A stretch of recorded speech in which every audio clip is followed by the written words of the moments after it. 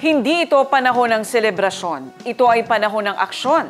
Ito ang ilan sa mga binitiwang pahayag ni Maguindanao del Norte Governor-elect Datu Tukaw Mastura. Binalikan nito ang kanyang mga naging karanasan sa politika bago nito narating ang pagiging gobernador ng lalawigan. Today marks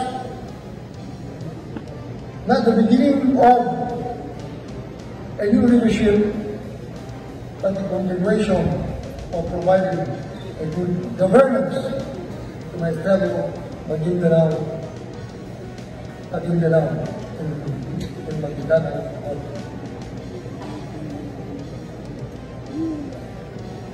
Ang sandaling ito hindi lamang para sa isa o isang tao, kundi ito ay para sa ating lahat at ang bawat mamamayan na naniniwala na ang lalawigan na Maguindanao Norte ay maaaring magiging higit pa sa kung ano siya ngayon.